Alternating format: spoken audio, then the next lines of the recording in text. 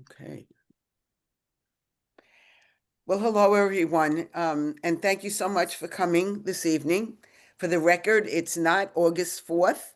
It is September 29th. We had to postpone the previous program, but we're back here tonight. And I'm very excited about this program. It's very close to my heart.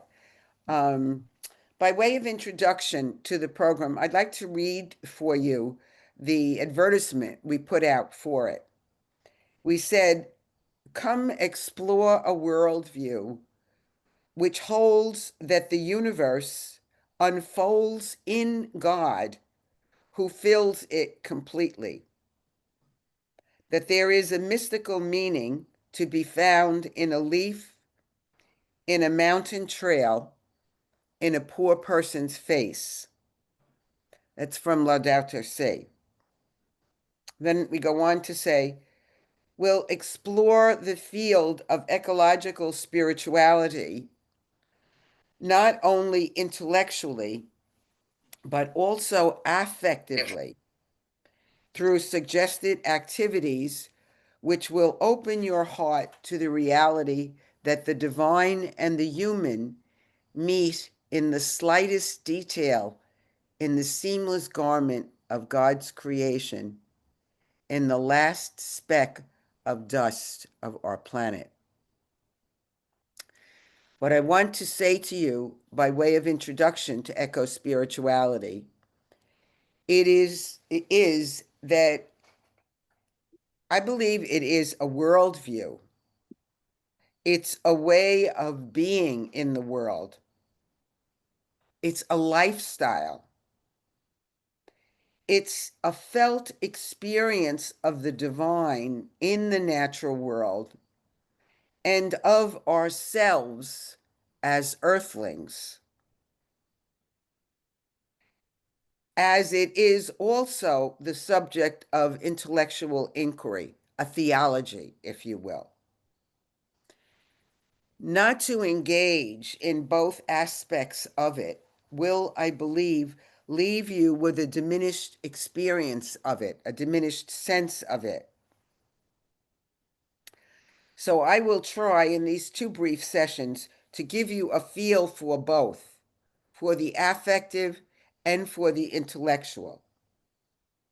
Given this, my preference would have been to have held these sessions outside under a tree someplace.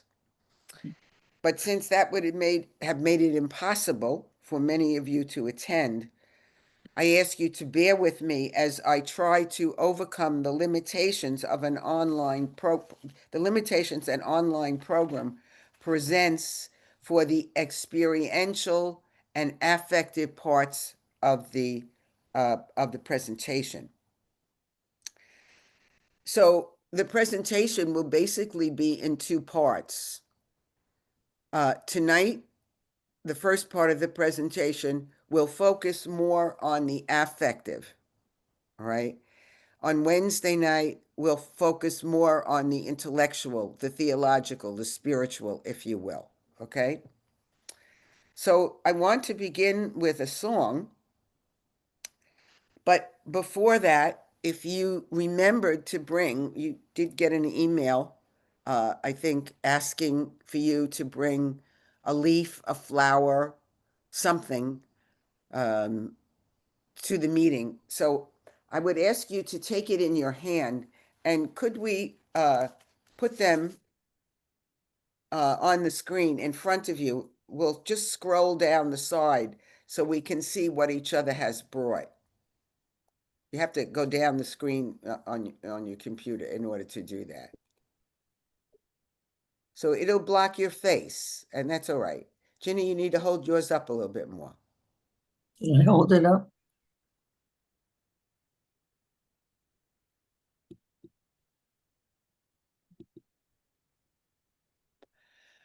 Hold it in your hand as we listen to this song.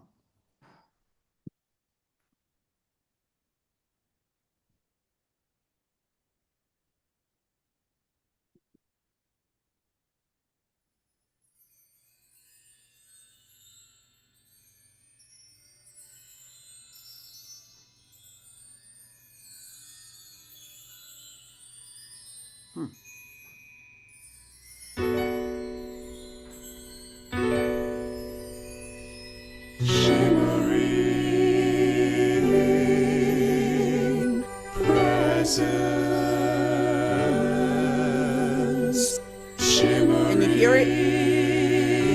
Yes. No, Yes. I can't hear it. All right, I some of you can and some of you can't. I don't know why that is. Yeah. Vibrant energy. She's singing shimmering presence, and she's saying there is a still vibrant presence Shimmering in shimmering everywhere. Shimmering everywhere.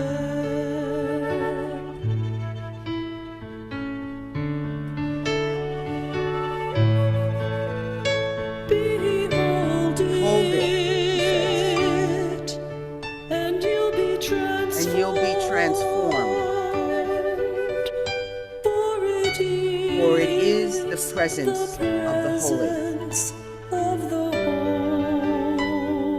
holy. Behold it, Behold it, and you'll be transformed. For it is the presence of the holy. Now she just repeats.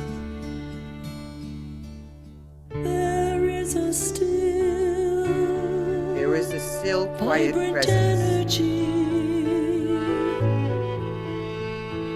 shimmering in all things, shimmering in all beings, shimmering everywhere.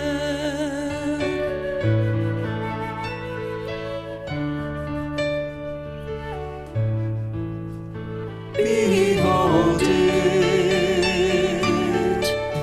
and you'll be transformed. For it is the presence of the holy. Behold it, and you'll be transformed. For it is the presence of the holy.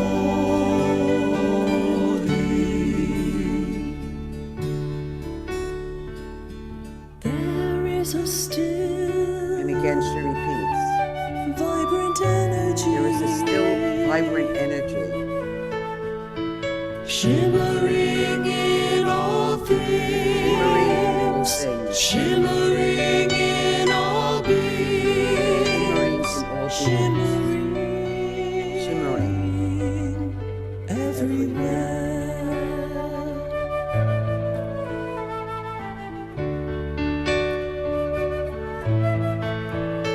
Behold it, and you'll be transformed.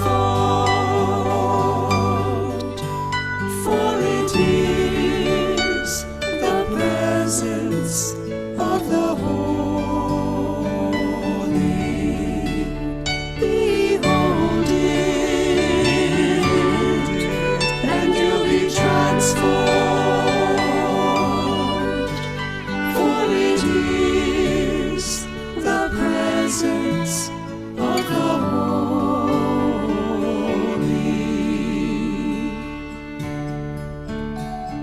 Shimmering presence, shimmering presence, shimmering.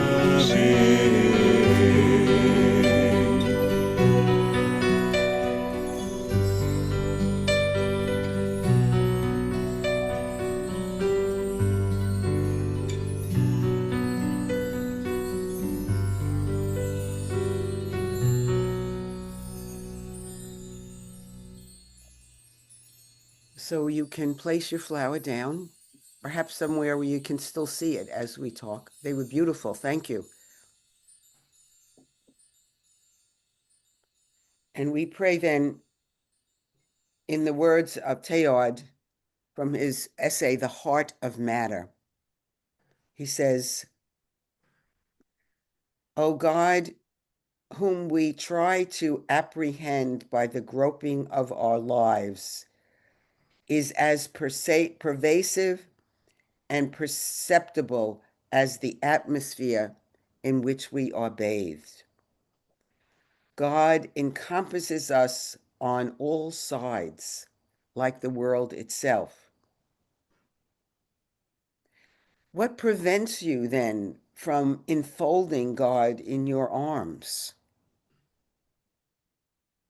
Only one thing: your inability to see God. Without mixture, without confusion, the true God will, under your gaze, invade the universe. God will penetrate it as a ray of light does a crystal. And with the help of the great layers of creation, will become for you universally perceptible and active, very near and very distant at one and the same time."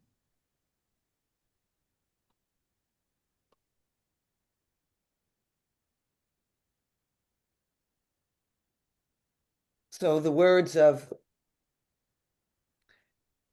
a great man who was way, way, way ahead of his time, before anyone had even spoken the words eco-spirituality or eco-theology.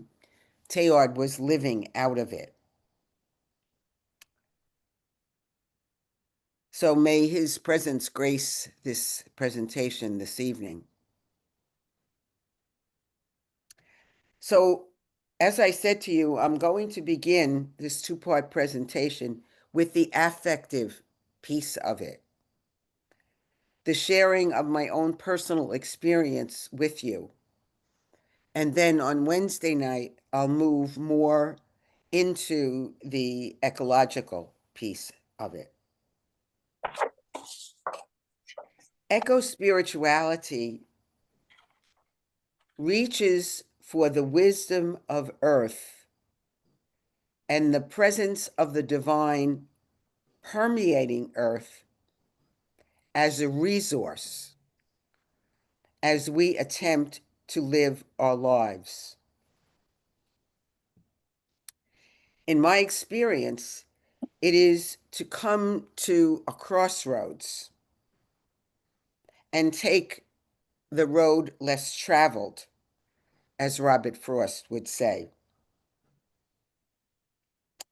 It is to look for the wisdom and guidance of the divine through the earth.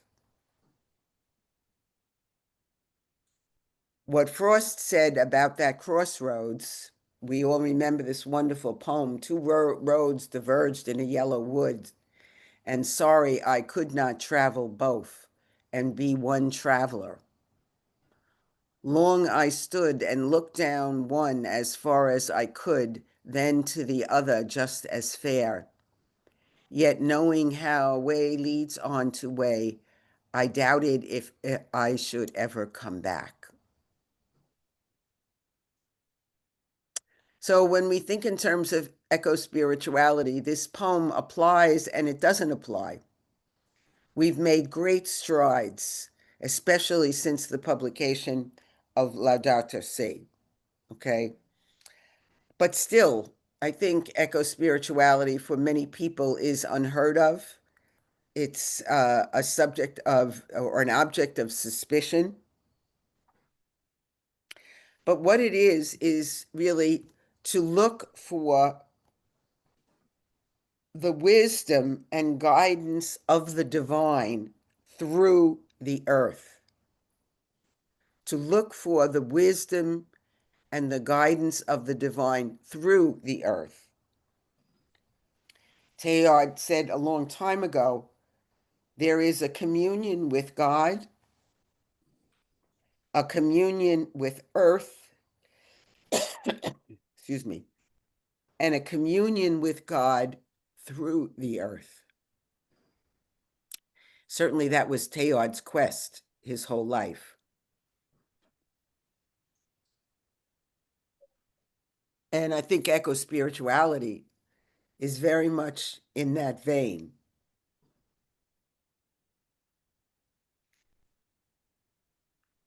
So, in the winter rather of 2000, I was faced with a very serious decision.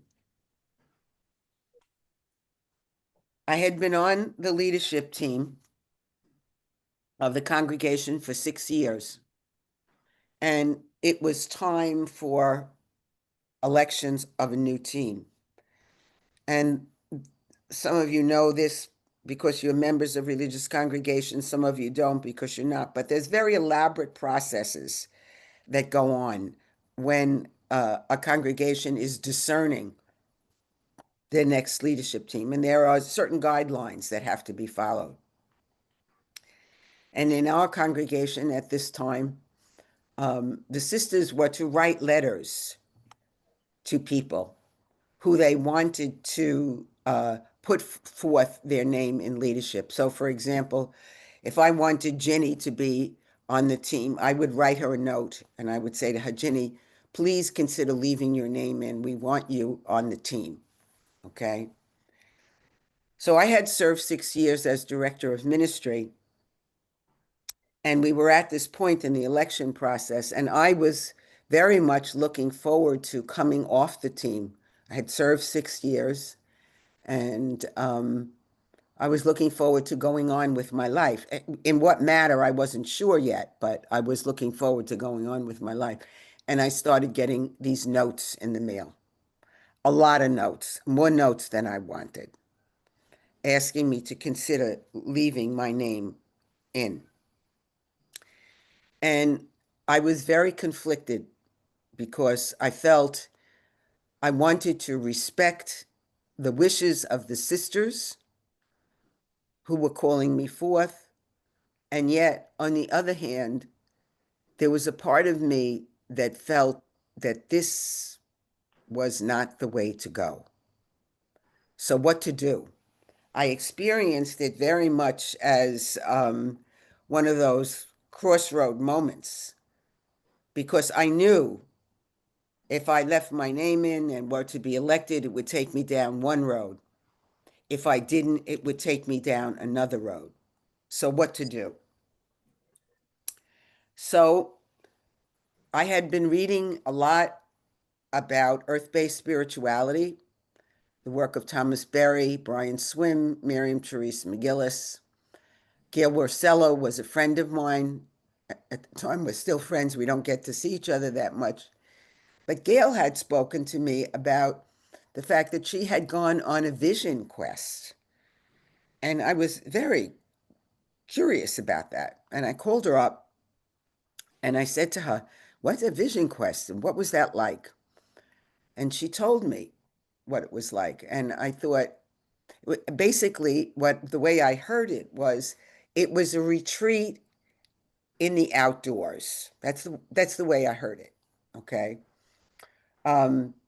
It was a retreat, as I said before, that you looked for the guidance of God through the earth. So I thought to myself, well, I've made plenty of retreats. I like the outdoors. What's to be, I can do this. So I found out that there was a vision quest. This was probably about October or November. And there was a vision quest being offered over New Year's.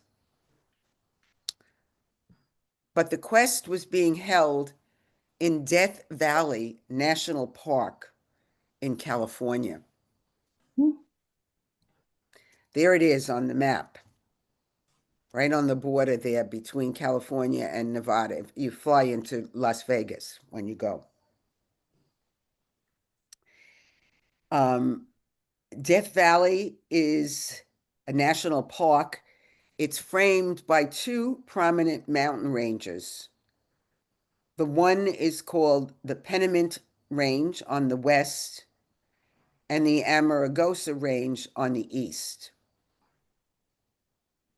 The park encompasses a closed basin with the lowest point in North America, Badwater Basin, situated within the park at 282 feet below sea level.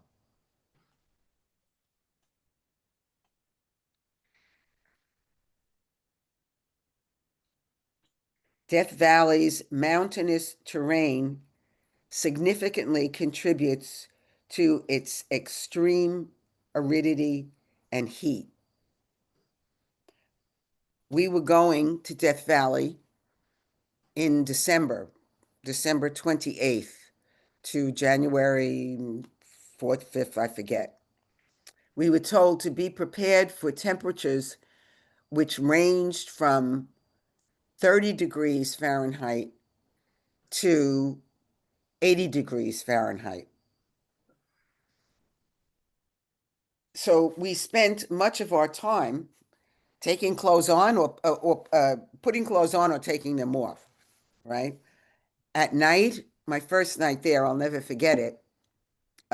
When I woke up in the morning, the water that we had left in our water bottles overnight were frozen. So it dropped to at least 32 degrees. And in the daytime, it went up to 85, 90 degrees. So, as the sun went down and the evening progressed, you were putting clothes on. You left them on all night through the morning. And then as the sun came up, you'd be taking the clothes off. So I went there to seek the guidance of the divine through the earth. What does that mean, to seek the guidance of the divine through the earth? Well, in preparation, we were told that we had to make a medicine walk, all right? And a medicine walk was a day on the land from sunrise to sunset, fasting. So I'm going to read to you from my little book a little bit on my vision quest. I didn't know it at the time, but my first medicine walk began the process of integrating much of what I had learned from studying the new cosmology with an experiential intimacy with the earth. This is an exciting and vivifying process, which I hope will continue to unfold, and it has. Through this process, I would learn to befriend my own fears in a different way, and a whole new world would open up for me. I set out on my first medicine walk on a cold, snowy December day. I planned to spend the time on the shores of Blue Heron Pond in Staten Island. It was a spot I had visited many times, and I felt both safe and secluded, since it was both set back in the woods and surrounded by private homes. Deep morning silence and a slate gray sky, heavy with snow, greeted me as I got out of my car and began the trek around the pond. As I walked through the woods and approached a nearby footbridge, I was lost in the healing silence and quietly falling snow. The pond was partially frozen, and the clearing ahead caused me to raise my eyes, or so I thought. Instantly, I realized it was the presence of a great blue heron in flight, in all of her majesty, not more than 20 feet ahead of me, that was summoning my attention. I simply stopped and to use Brian Swim's term, gawk. Gawking, says Swim, is a distinctively human activity. It occurs when an item of consciousness fills a human.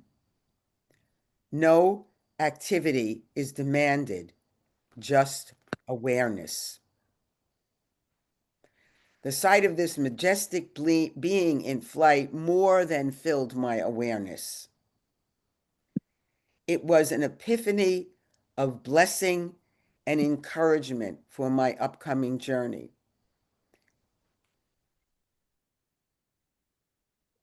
Journeying onto the land with deep intention in the manner called for by the medicine walk was both strange and comforting for me. I had always loved the outdoors, but must honestly admit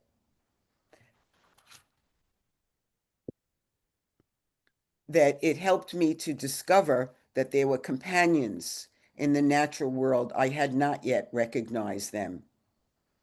And I remembered the words of Thomas Berry, who says that without the natural world, there is no spiritual life. Without the natural world, there is no spiritual life. So what was beginning to happen was I was beginning to realize that deep within myself, there was a split between spirituality and the natural world. That the natural world was not a place where I went to experience the holy. You know, I went to Catholic grammar school, Catholic high school, and then I entered the convent. So the natural world was not where one looked for the guidance of God. It was in the scriptures, it was in chapel, and all of those places are fine. But this was challenging me to really come to grips with the fact that I had a question about all this natural world stuff, about finding the guidance of God through the earth. Is that really true? Does one really do that? Part of what this medicine walk entailed was finding out your totem animals. Totem animals are beings from the natural world which accompany you all your life. And we have one, so to speak, above us, below us, on the right, on the left. And there's a process you use to discover what your totem animals are. Well, when I was doing that, I thought to myself, I think you've lost it. I was saying to myself, I think you've lost it. And I say this because I think it's very important to discover this deep part of ourselves, this part of ourselves that's split off and alienated from the earth. I remember actually asking myself, am I involved in some kind of pagan stuff here? Is this pagan? But I pushed ahead. Let's see, what am I doing here? And I went on and took myself to Death Valley in December.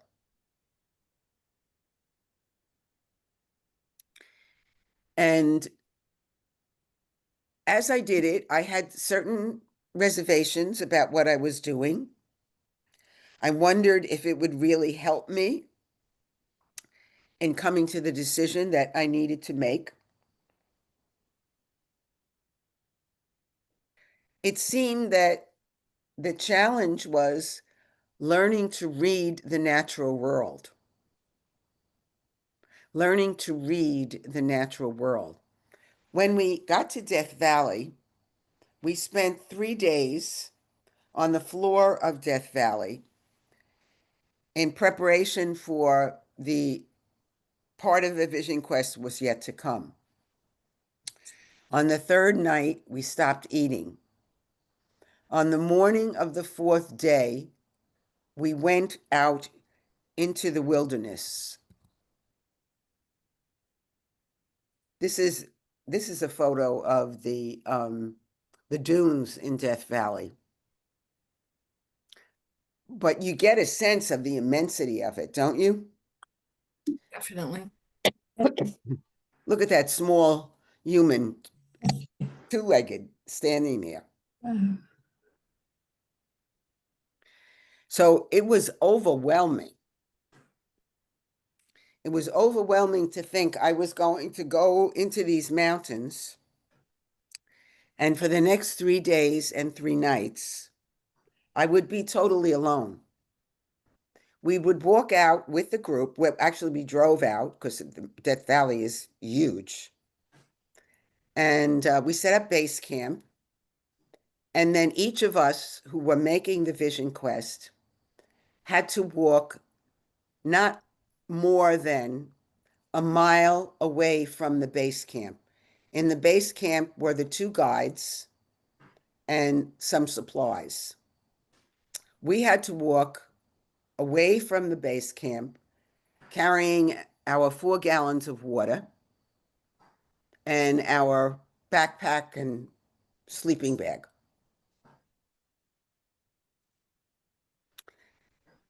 And on the way to my solo site, which was the next part of the quest, to spend 3 days and 3 nights on the land with your question, on the way to my solo site, I found this.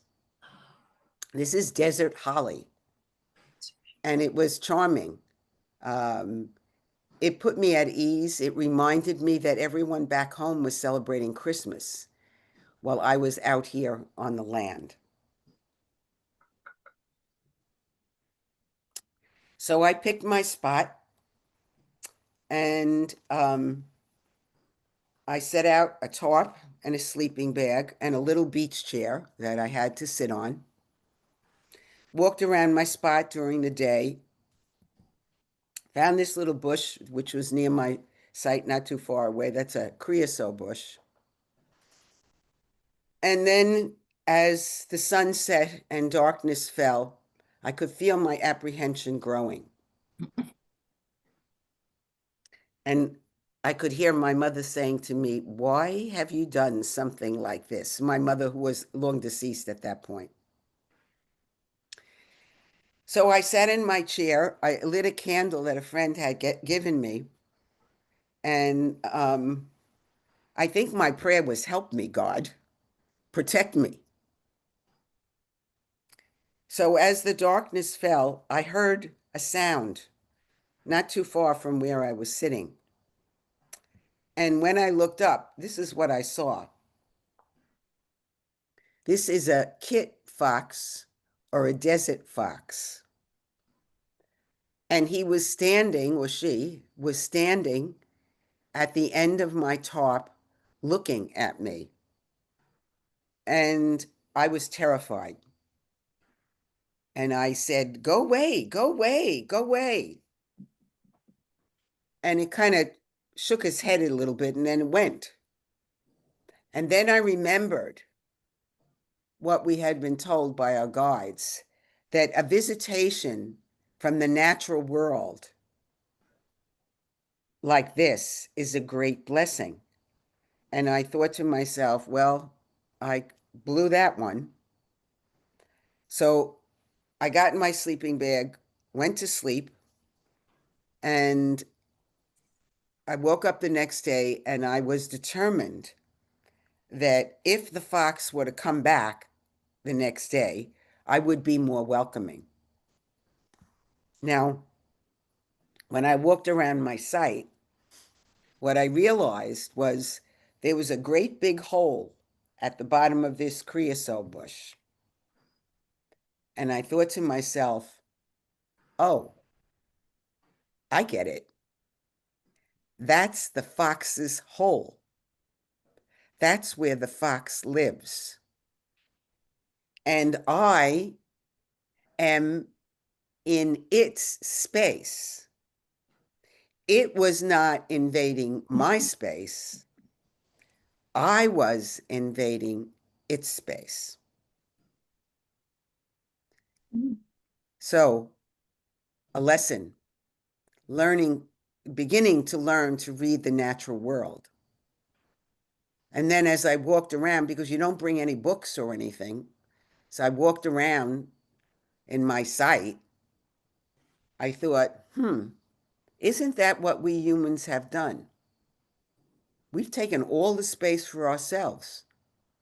And so there's a biodiversity crisis.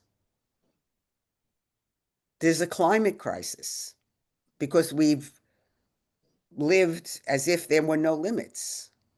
It all belongs to us. So I began to see, and this was, I think, the most important thing about this for me. A lot of people were studying the work of Thomas Berry and the new cosmology at that period in time, but it was all up here.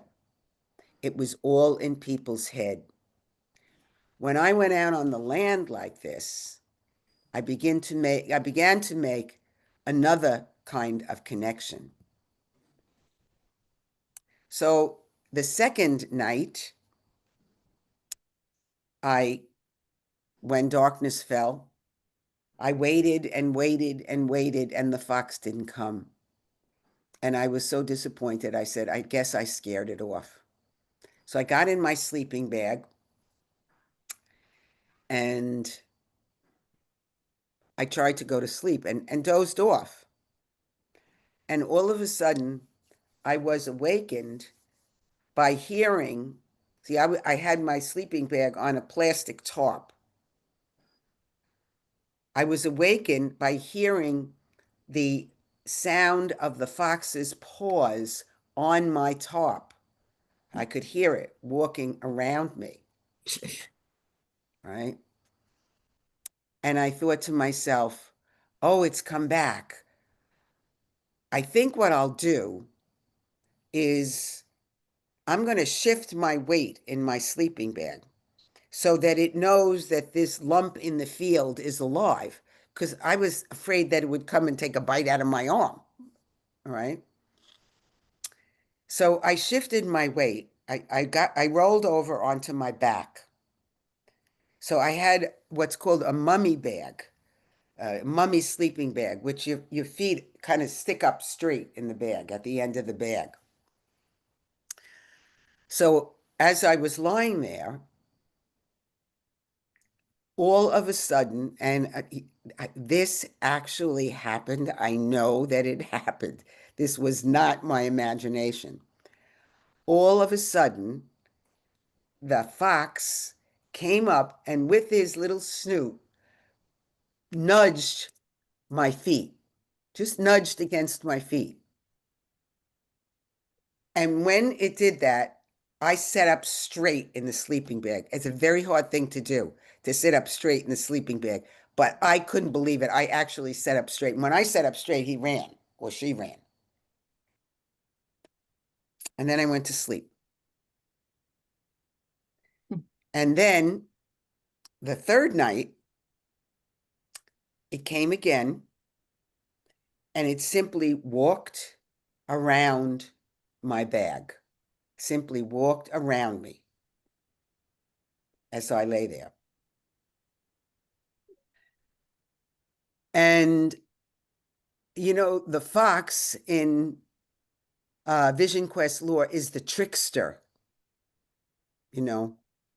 And I thought to myself, I think this fox has come to teach me the meaning of the ecological crisis, that we're taking up all the space, all right, on the one hand. But I think it's also come when I was traveling out, just to backtrack, when I was traveling out to California to do this quest, I was in JFK airport, right? And all of a sudden, a flash of insight came to me that I was not to leave my name in for leadership. I was to withdraw my name. That leaving my name in was not for me at this time.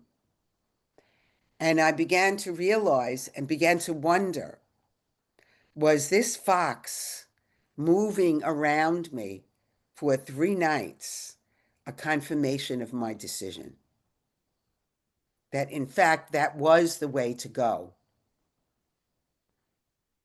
And that I had mixed up my love for the sisters and my love for the congregation with what I should do, whether or not I should make myself available for leadership.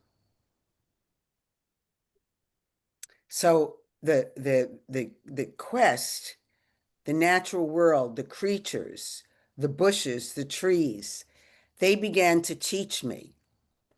At one point, I was, I want to go back to this.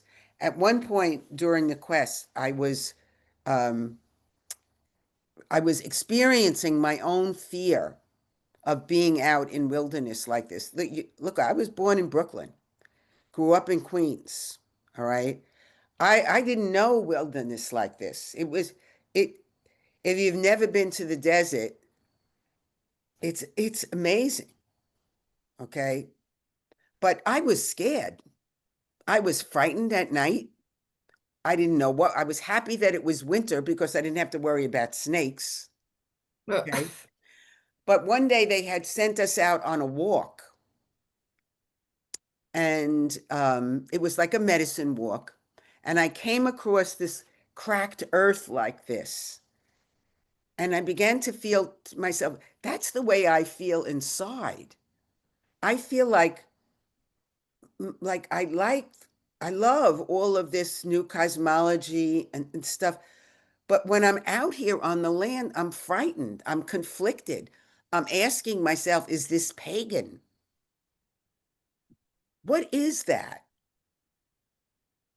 And I bent down and I picked up a piece of this earth, expecting it to be rock solid hard.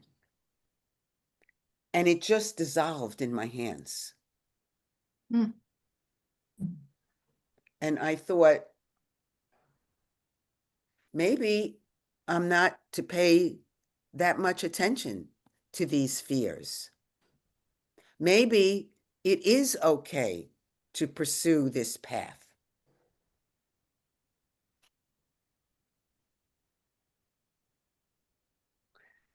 So I finally decided that I would come back to New York.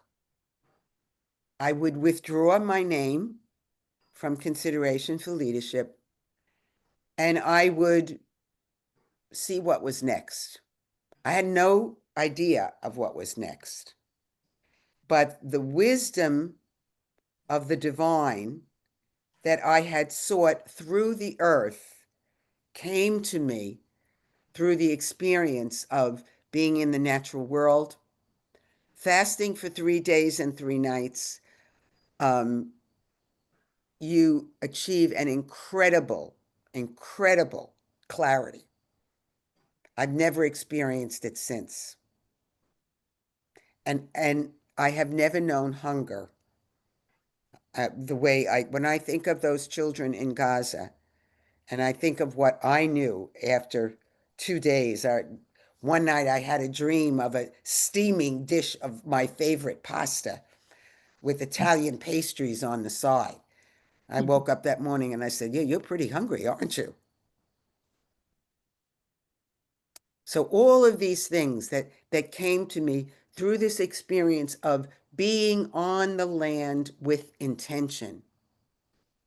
The land is a place that is capable of revealing the divine to us.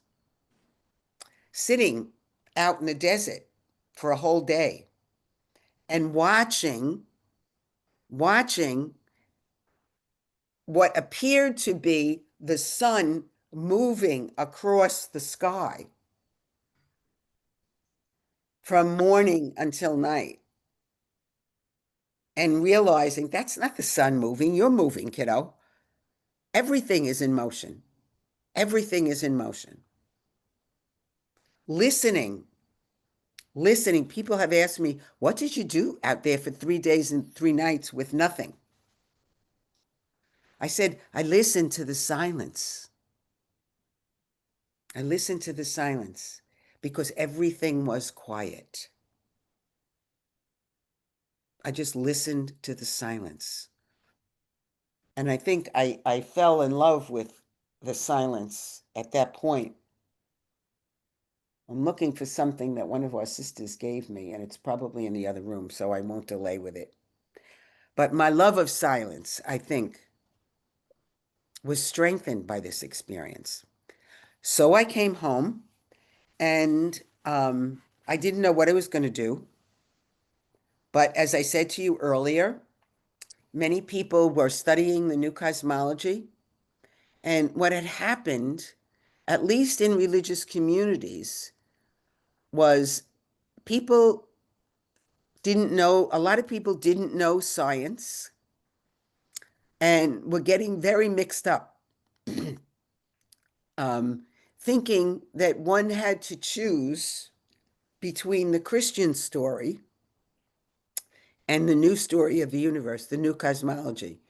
And just for those of you, this might be helpful. When we say the new cosmology, what we're talking about is the origin and ongoing unfolding of the universe and the role of that human, of the human in that unfolding. All right. So, you have the Big Bang and the emergence of hydrogen and helium, and then the stars, and then our sun, and the sun explodes, and all the elements go out into the universe, the elements needed for life. Earth emerges. 13.8 billion years, they're saying now.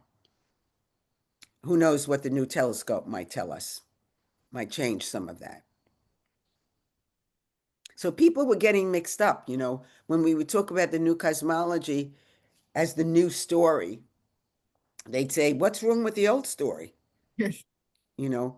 So what happened over the years was I ended up going around the country teaching about the new story and the Christian story, and that there was no choice to be made because the two work together. The Christian story emerges from the larger universe story and all of the implications of that. I did that for many years. And I started to feel like I was tired of hearing myself talk. And one day, our congregation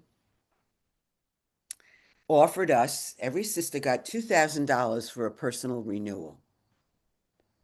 We had sold some property, and it was a gift to each sister. You could do whatever you want with it. So since I had traveled in many places in the United States, I wanted, excuse me, to do something different with my money. And I knew I wanted three things. I wanted to be on the land. I wanted to be with a praying community. And I wanted time, because I love the Vision Quest experience. And there's lots of experiences like that where you can learn to read the natural world, where you can learn how to hear the voice of the divine really through the earth. But they were very expensive.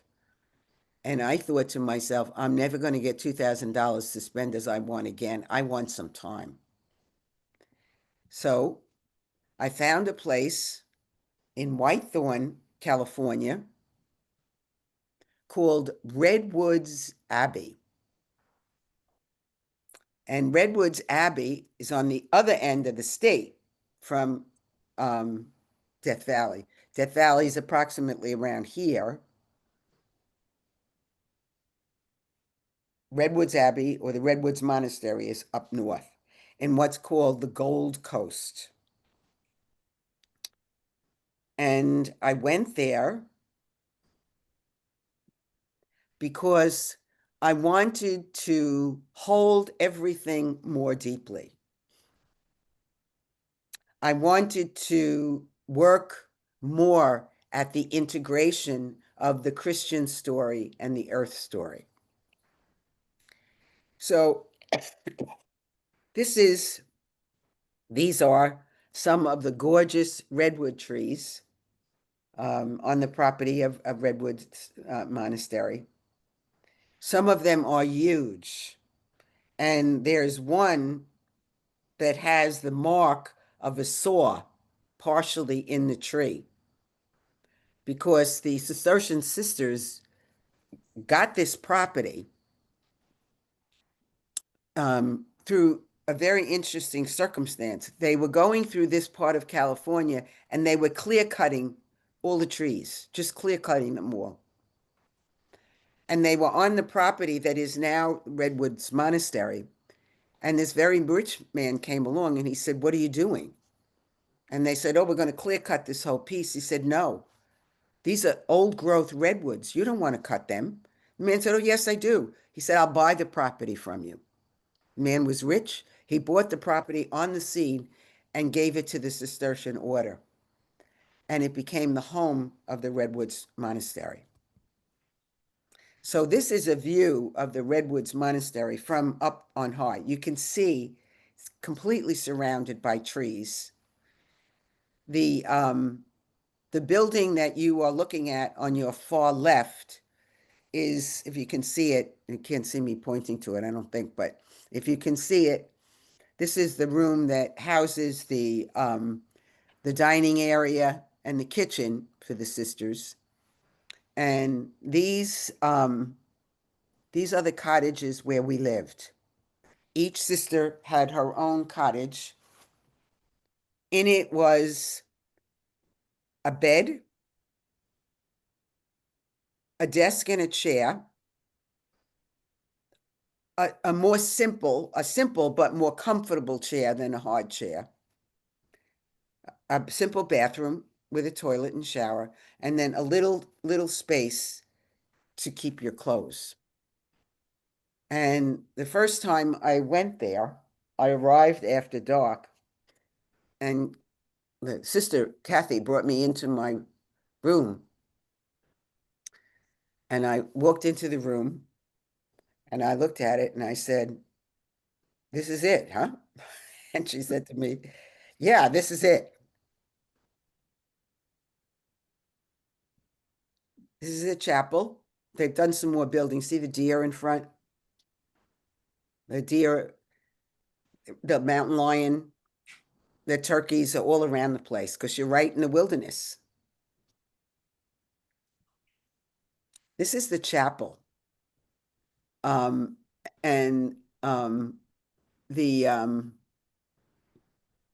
this is the bench where the presider sits. And you see, this is completely glass. Most of the monastery has glass on the walls. So you feel like you're living outside, even when you're inside. Whoops, there should be another slide here.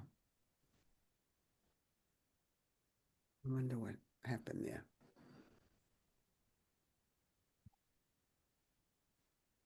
Oh, I know what. Okay. Here's if you step back a little, there's the altar. Cistercian architecture is very sparse. So you see, it's a slab of cement, really. That's the altar. And it's hard. You really can't see it in this picture. Maybe the next picture. No. But there are more little stools like you saw in the first picture. We lost you. Like that. Oh, That are just on the side. That's where you sit. That's it. That's all that's in there. There's no kneeling, either standing or you don't really kneel, just on Good Friday, I think. But so very, very simple, sparse. And so there at Redwood Monastery, I stayed there for a year. I learned again more deeply how to read the earth, how to understand that God speaks to us through the planet,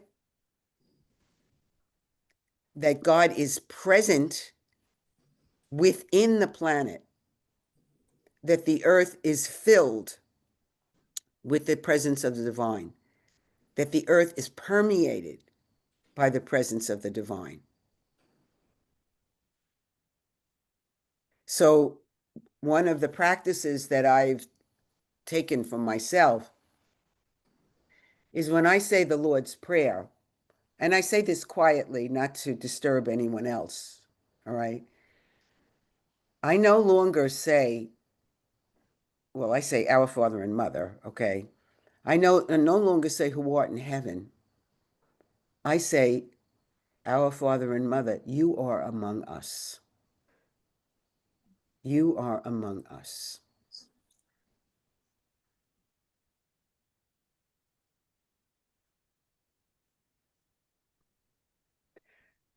So we're at a point now where with Laudato Si, you know, when Pope Francis wrote Laudato Si, he wrote down things that especially Catholic sisters had been doing for years and years and years. Thomas Berry, unfortunately, was never mentioned in Laudato Si. Teilhard was, but Thomas Berry never was. All right. But he gave a permission, really, well, more than permission, okay? He enshrined ecological theology and ecological spirituality into the tradition of Catholic social teaching. That is huge. That is huge. There was one pope who mentioned it before, whose name I can't remember right now. It was in the Vatican II documents. I can't remember who it was right this minute. But so, you know, like he's given permission. I was asked to write a book on ecological spirituality and theology, and I did, and they refused to print it because it wasn't, they felt it wasn't Catholic enough. And then the people who refused to print it came to a conference. I was at the conference, they were at the conference. The speaker was talking about all this stuff, and they loved the conference. So I went over to them. I said, "Did you like the conference?" They said, "We loved it. It was wonderful." I said, "That's what's in my book, and you won't publish it." Because we were afraid. All right. But you see, I was afraid too. Remember? I asked the question, is this pagan? Are we losing God? This great split between the human and the earth, which we'll talk about more next time. Okay. It's very deep inside of us. The other split that is deep inside of us is that God is a male. I was blessed to study with Elizabeth Johnson in a course on feminist theology. And some of my sisters said to me, "What are you learning in feminist theology?" And I said to them, how deeply embedded my male image of God is. And from these experiences on the land, I learned how deeply embedded in me was the split between, quote, heaven and earth, between God and the natural world. When we have an incarnational religion, it's so strange that that has happened. Christianity is an incarnational religion. We believe that God became flesh, and yet we were caught for centuries in this split. So now we're at a new moment. And now the theology and the spirituality is being articulated. And that's what I hope to do in the next session.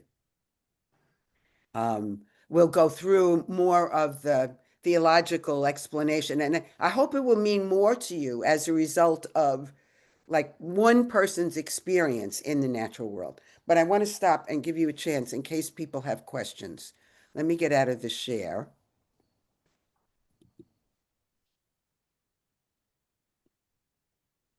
Mariana, you have a question. No, I didn't raise my hand. You don't have a question? No. Okay. Anybody have anything that they want to say, question? Think, well, maybe this is really all kind of crazy. Yeah, Anne Marie. Well, when you said just now that how our image of God as a male is so embedded in us, I was teaching a class of, well, this was a young adult who said this to me. And he said, "Oh, sister, that's crazy." He said, "Because we all know God is a spirit, isn't he?" And I said, "You just destroyed your case, sir." And he started laughing and he said, "I guess I did." Mm, Yeah. yeah. Right. Mhm. Anybody else, a comment, a reflection? I just have a little observation. It was a small little encounter years ago. And I used to swim at this pool, and this elderly gentleman was there. And he was a bird watcher. And he said, "Oh, Mary, every Sunday morning we go to Hempstead Lake Park with the Audubon Society and we watch birds." And I said to him, "Oh, I thank you for the invitation, but I go to Mass on Sunday morning." And he looked at me and he said, "My Mass is nature." Mm, And at the time, I guess where I was actually like a little horrified. mm-hmm, mm-hmm, It struck me as a little paganish, I will say. And then through reading and opening my mind and looking at the world a little differently, I still wish he went to Mass, but mm-hmm. I understood now what he was saying. Yeah. He felt closest to God out in the woods, looking for nature and being with God's creations. Mm-hmm. He didn't feel, I'm assuming, he did not feel that way within the organized church. Mm-hmm. Inches. Mm-hmm. Well, yeah, Mary. I mean, and I'm not suggesting, I mean, God bless this man and that he found a way to find God. That's wonderful for him. Okay. I certainly am not suggesting that we stop going to Mass. No, Okay. I know that. I know Yeah. that. I just want to be clear on that. No, Okay. I understand. But I think the thing is, you see, my experience was in the natural world.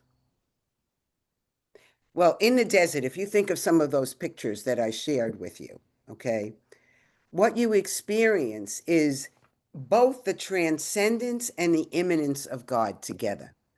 We're going to talk about these splits in the next session, all right, that we've lived with, okay? And one of the big splits is, we call them hierarchical dualisms, but one of the dualisms is the immanence of God and the transcendence of God, okay? In nature, you experience both of them. Sometimes when I'm alone walking in the woods, the immanence of God is so close that it just switches into transcendence. I can't explain it. I don't have any other words for it but that.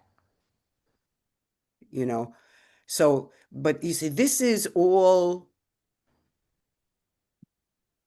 once we liberate God from the prison that we have put God in, we find God everywhere. And it's interesting because that's something God can't do. If we can put it that way, God can't liberate God's self from the boxes that we put God in. We have to do that. That's our work. We have to do that.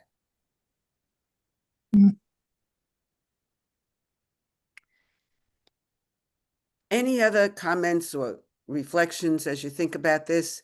Yes, Denise? When you first went out into the desert, I remember you going out there, and I said, "Where's she going?" Because you always gave such wonderful talks. I'm going back 20 years when I first met you. So all I heard, she's going out in the desert to find herself. My question is, did you go out seeking or did he call you? Oh, I think it was a call. Okay, I really think it was a call because when I was preparing for the Vision Quest, right. okay, I was quite attracted to the words of the gospel where they talk about Jesus going out into the desert to fast and pray. Right.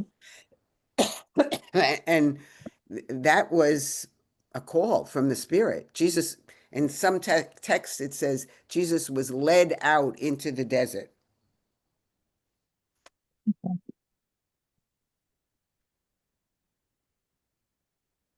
It's so fascinating. Thank you so much for sharing. Well, I share it with you, not kind of in a National Geographic kind of way. But to say that if I can use this kind of language, you're not going to get into really get into ecological spirituality by reading books. It's not just reading books. Now, some of us may be at a point in our lives when we can't go out walking, Right. but you can look out a window Yeah. and the nature shows that are on. The nature shows that are on now are wonderful. And they can help with that. Someone I met, and I don't know where it was, and she said to me, you're not alone. He's following you. I can't hear you. Something's wrong with my I don't know where it was, but somebody said to me, you're not alone. I said, what do you mean I'm not alone? He's following you. A nun said that to me. He's following you. I said, well, I guess he wants me to do something. I hope I don't find it because I'm not ready to leave. See, that's another split that we've made, and I mean, there's so much we can talk about. I was in another group, and someone said an idea came to her, and she was one. This is a faithful woman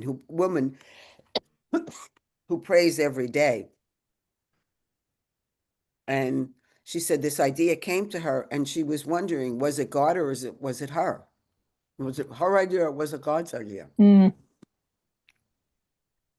I guess one of the things that has always been a part of me is that the place that I could pray most easily was outside and in nature.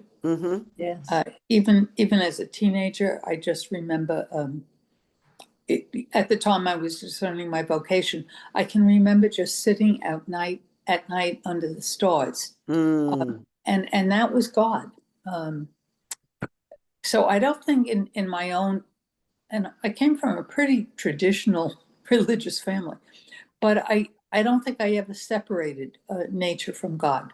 I think God was so much in everything.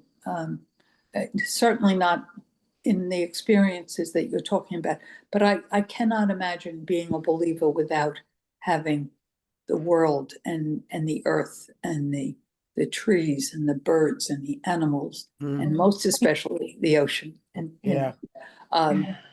to me, that there is no better, they say there are two books, the book of scripture and the book of nature.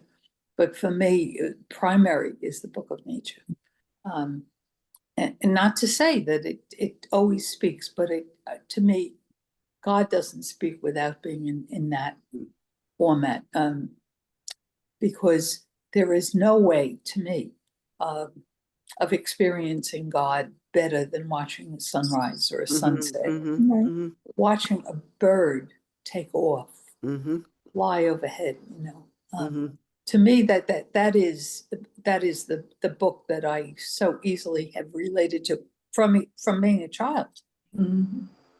It was not a learned experience. It was like a inherent, it was a piece of me. So I have no problem living with the eco spirituality. And Peggy, you're reminding me though of Thomas Berry's statement about if we lived on the moon, He says, if we lived on the moon, we would have a totally different spirituality because of And back to the absence of everything that you just described. Yeah. Yeah. So what I was starting to say before about the person who said, was it God's idea or my idea? When we're awake and alert and we're praying, God and us, we're in a partnership. Mhm. God, what does Jesus say in John's gospel? Live in me as I live in you.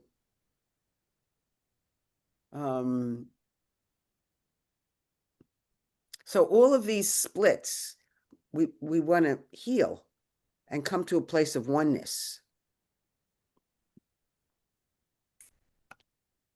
Anybody else? I loved seeing the butterfly. Mm-hmm. Yeah. And it came out and the sisters let it fly. That was Mm-hmm. beautiful. That reminded me of us coming out. Right. Right. Yeah. So I have some homework for you. Yeah. All right. And you have some choices. One I just found today. If you Google Emergence Magazine, Oh, EMERGENCE.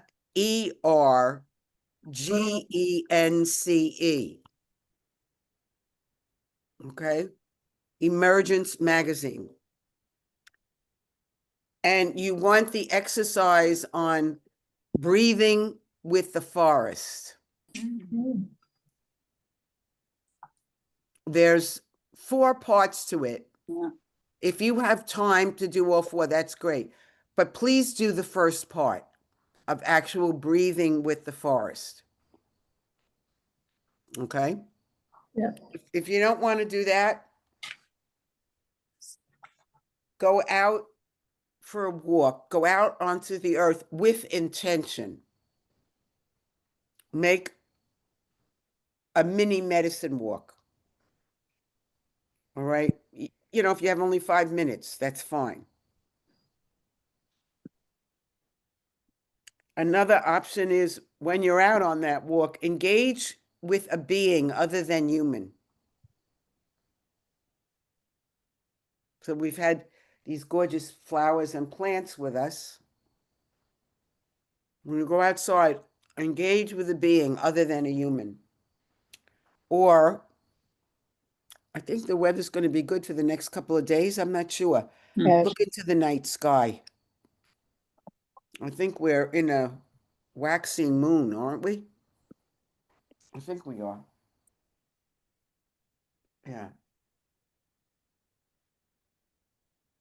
So I want you to do something, and if you have a better idea for yourself, do it, all right? But engage the natural world, engage creation on an experiential level. And next time we'll do the theology of it all, okay? Okay. Sent you a link to the magazine. Oh, thank you, Angela, you're so Okay. good. Yeah. Well, thank you, Angela. You're Okay. welcome. All right. Margaret, I just want to say that I was very moved by your sharing the vision quest.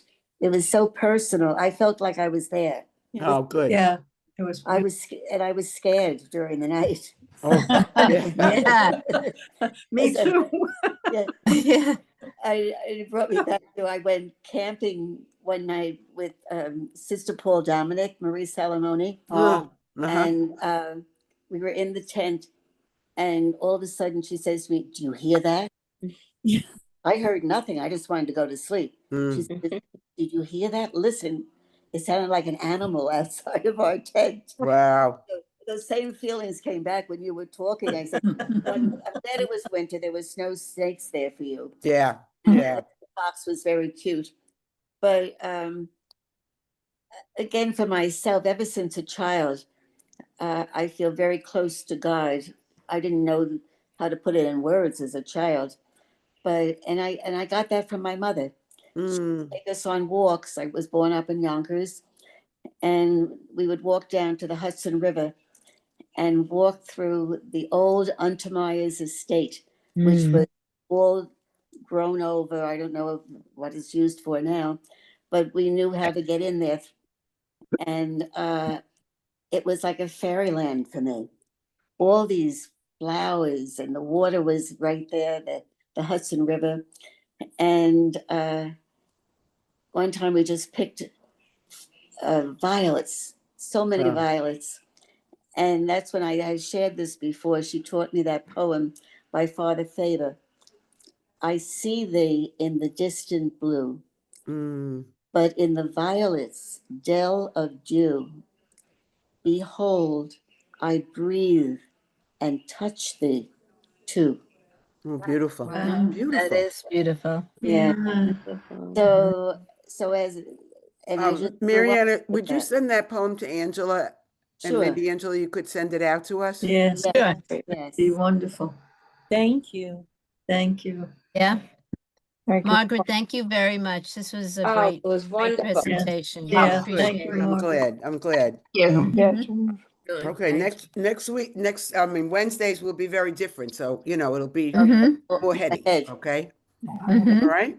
Good. Thank you very much. Thanks so Okay. much. Good night, Good night, everyone. everyone. Good night. Good night. Good night, Night. everybody. Good night, Good everybody. night. Good night. Thanks Thank you for again. coming, everybody. Thank you. Thank you. Bye. Sharing. Bye. Bye-bye. Ann, are you still on or did you go off already? She's okay. Anne went off. Yeah, Okay. she left. All right. Okay. Wait a minute. Now I gotta find. This is different. Leave. Okay. Yeah. Bye, Ellie. Bye-bye. Thank you. You're welcome.